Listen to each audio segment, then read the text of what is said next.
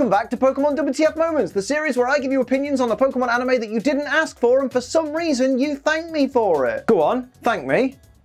I'm waiting. Today's episode begins with the narrator telling us that Ash and friends, oh my god, they're actually there. They've actually arrived at the Violet City gym. It's been 3,000 years. Now, whilst this episode's title, Fighting Flyer with Fire, is a decent play on words, it does kind of spoil that Ash is going to use his Charizard in this gym battle. Which granted he should do, since it is his best Pokemon, but still, it would have been nice if that had been kept a surprise. Direct quote from Ash. Well, let's go inside and get started. Ha! Sounds like me talking to Sophie when she heads to the bedroom. Wayo! That was a nice one, okay. Team Rocket turn up in disguise, pretending to be part of the Pokemon Bureau, and I know this is kind of a standard trope for kids shows, but their disguises aren't even really disguises. They're literally just dressed formally and wearing spectacles. Like, am I really supposed to believe that Ash and friends wouldn't recognize Jessie just from the hair alone? Come on. Who else in this world have we even seen that has hair like that? Direct quote from Brock after Team Rocket steal Pikachu. I thought it was you. No, you fucking didn't. You were the one saying they looked pretty official. You don't get to suddenly act like you were wise to them the whole time. Brock is a liar. Pass it on. After Team Rocket reveal they've trapped Pikachu inside a shock-proof jar, Ash says they're not as smart as they think they are. I mean, you say that, but they've outsmarted you. So how dumb does that make you, Ash? Ash sends out Heracross, but Meowth distracts Heracross by throwing a jar of sap at the ground. But mate, I'm just so impressed that the jar, thrown from about 30 feet in the air, hits concrete and doesn't smash. The lid just pops off and the jar's totally fine. I bet this guy wishes he'd had a jar like that. Oh no.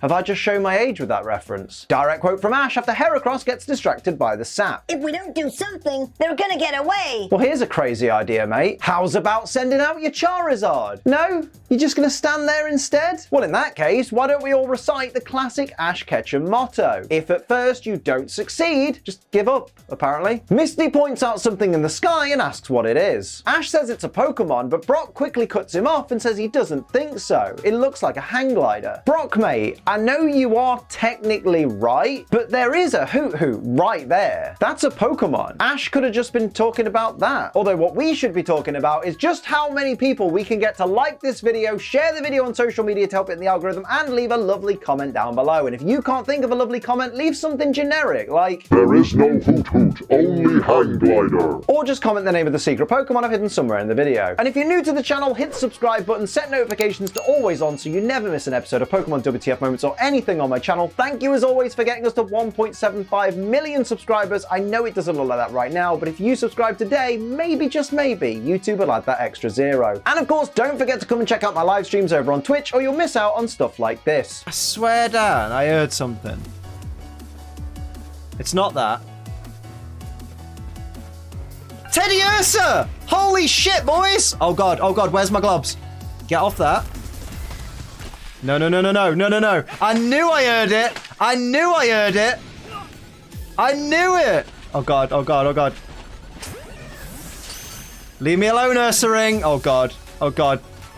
Hell yeah, bye! I just stole your baby! And if you're watching this video when it goes live, I'll be in the midst of my 12-hour Pokemon Ultra Sun randomizer sublock stream, so come and check that out. Like, it's live now. Watch the rest of this video and then come and hang out with us and ask me what a sublock is, because I know you're gonna. The guy on the hang glider tells his Hoot-Hoot, "You know what to do." And then his Hoot-Hoot proceeds to fly over and grab the jar with Pikachu in it from Team Rocket, which raises the question, how often do things like this happen in this city? Like, this Pokemon knows that when its trainer hang glides near a criminal's hot air balloon, it's supposed to fly over and swipe the Pokemon trapped in a jar? That seems oddly specific. After Arbok's Poison Sting destroys his glider, this guy sends out a Pidgeot and proceeds to fly around on that instead. So why even bother with the glider in the first place? Like, surely the Pidgeot is way more maneuverable and can probably fly a lot faster too. Like, when compared to a Pidgeot, a hang glider just seems like a massive faff. Remember the golden rule of anime, kids? Everything looks way more dramatic and impactful if you invert the colors. When Ash comments on the size of the guy's Pidgeot, the guy asks Ash if he used to own a Pidgeot. Ash then responds, Sure did. Mate, no you didn't. Like, sure, I'm willing to concede that the Pidgeotto you trained did indeed evolve into a Pidgeot, but you gave it up within like half an hour of it evolving. That doesn't count as owning a Pidgeot. That Pidgeot was pretty much wild the moment it evolved. Don't be out here trying to act like you owned and trained a Pidgeot, because you didn't. You abandoned one. Do you really want to brag about that, mate? Ash says his Pidgeot once battled a Fearow that was attacking a whole bunch of Pidgeot. Come on, mate, it wasn't attacking a bunch of Pidgeot, was it? It was attacking a bunch of Pidgey and Pidgeotto. That was like the entire point of the episode. Because let's face it, if they'd have had a Pidgeot around in the first place, you probably wouldn't have had to give yours up. Direct quote from Ash. Someday, I'll go back there and see my old friend. Ash, mate, you absolute liar. It's been 23 years and you've never even so much as looked for your Pidgeot. The worst part is, during those 23 years, you've been back to Pallet Town a bunch of times. So it's not even like you've got an excuse. The guy gets angry at the thought of people saying that flying Pokemon don't stand a chance against electric Pokemon. He says it gets him so mad when people put down flying Pokemon. Alright, firstly, nobody's putting down flying type Pokemon, so maybe cool your jets, mate. Secondly, why would you even get so bent out of shape just because someone brought up a Pokemon's weakness? Every Pokemon's got a weakness since like Generation 6. Well, except for the Tynamo line. Like, if you're so worried about people assuming your Pokemon are weak, then why not just prove them wrong? Bitching and whining about it isn't going to make them look any stronger, is it? Misty says her favorite Pokemon are water types, and it seems that people are always underestimating them the same way. Who?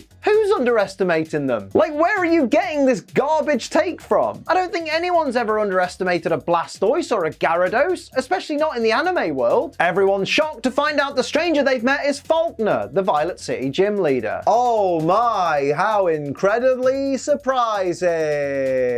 To be fair, if you'd only ever played Gold or Silver, it would be a surprise to see Falkner with a Pidgeot instead of a Pidgey or Pidgeotto, but still, everyone saw this coming. It's standard Pokemon at this point. In the Violet City gym's elevator, Falkner says this is weird because he doesn't normally make friends with the trainers who come here before he has to battle them. Whoa, once again, cool your jets there, mate. You've helped someone get their stolen Pokemon back and you've directed them to the gym. I'm not sure that counts as making friends. That's just being friendly. You still barely know these people. They could be awful people for all you know. People really need to get to know people better before just declaring them their friends. Direct quote from Falkner. You've seen what my flying Pokemon have done for you. Now you're gonna see what they do to you. Mate, did you just come? It sounds like someone's a little too excited for this battle. Falkner's horny on main. Pass it on. After Falkner, the flying type gym leader, sends out Hoot, a flying type Pokemon, Ash sends out Chikorita, one of the 3 Pokemon in Ash's party weak to flying type moves.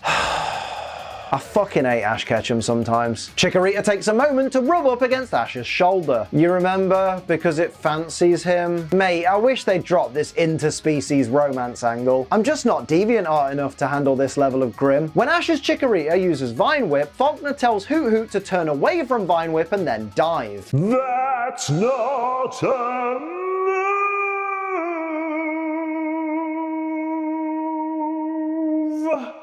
Well, I mean, technically dive is a move, but it ain't that move. Hoot's Peck Attack might just be the least effective looking super effective move I think I've ever seen. Seriously, go back and watch it. Falkner told Hoot to knock Chikorita out with this attack, but all it seems to be doing is mildly annoying it. To nobody's surprise, Ash Ketchum's Chikorita is defeated by its flying type opponent. Honestly, I don't think this kid's ever gonna be a Pokemon master. He's just too joffing dumb. Brock points out that Falkner's Pokemon had the advantage of both type and level that time. Really? Then why wasn't Peck more effective? Now, we've been through this before. Hoot on 2 legs is an abomination. Only 1 leg should be seen at any one time. Somebody get this absolute filth off my screen immediately. I tell you what, let's make everybody feel better with G Fuel! Fuel. And it's a beautiful time to be a fan of this channel and a fan of G Fuel, because right now, if you use our code ACE, you can save yourself 30% off your G Fuel order rather than the usual 10%. Just stick the word ACE in the discount codes box at checkout and save yourself 30%, 20% for cans. And while you're there, bag yourself a wonderful flavor like the luxurious, tasty and refreshing kiwi mango that I'm drinking today.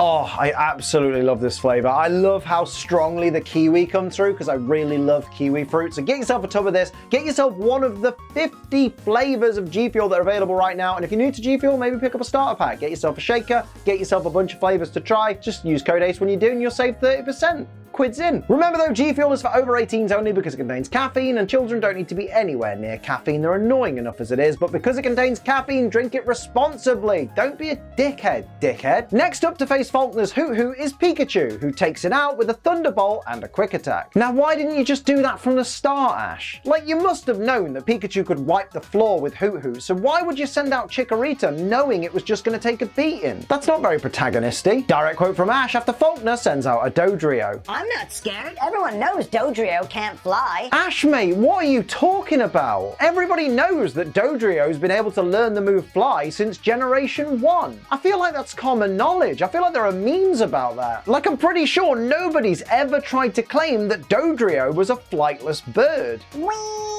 Actually, Liam, I think you'll find that Dodrio is based off flightless birds like ostriches and emus.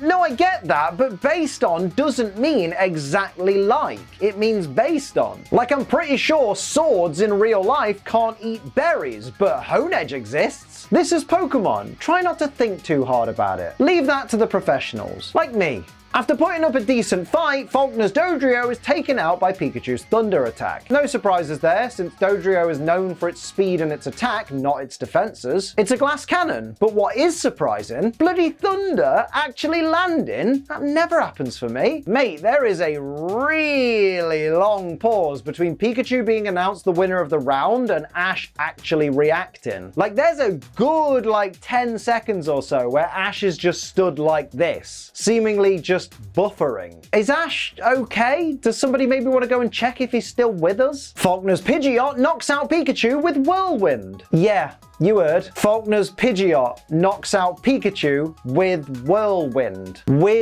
Whirlwind. You know, the status move that swaps out your current Pokemon and then switches another in? A move that literally cannot deal damage whatsoever knocked Ash's Pikachu clean out. We call this phenomenon standard Pokemon anime bollocks. Now this is cool. Charizard versus Pidgeot. This is the kind of battle we've wanted to see ever since Ash first got to Johto. Well, that's not strictly true. I'm pretty sure we were all kind of hoping we get to see some of the best Johto Pokemon battle it out, but Ash's Charizard is actually getting to take part in a significant battle for a change, so we'll let that slide. Charizard tries to use Flamethrower on Falkner's Pidgeot, who just blows it back with Whirlwind. And somehow those flames hurt Charizard. Come on, mate, this is a Charizard who battled a Magmar literally below the surface of a pool of lava. How are you going to try and make us believe that its own flames can hurt it? Apparently Charizard now can't fly because its wing is injured. Christ, mate, you only had a little tumble and somehow you've buggered your wing. You know why this is, don't you? It's because Ash doesn't train Charizard often enough. Remember, if you don't train your body regularly, you can't stay in peak athletic condition. The same must apply to Pokemon. Falkner tries to convince Ash to forfeit the match. Ah yes, very sportsmanlike. Like, I get that Charizard is showing signs of an injury, but it's only been like 10 seconds, mate. Give him a minute before you go writing him off. Ash suddenly realizes that Falkner's Pidgeot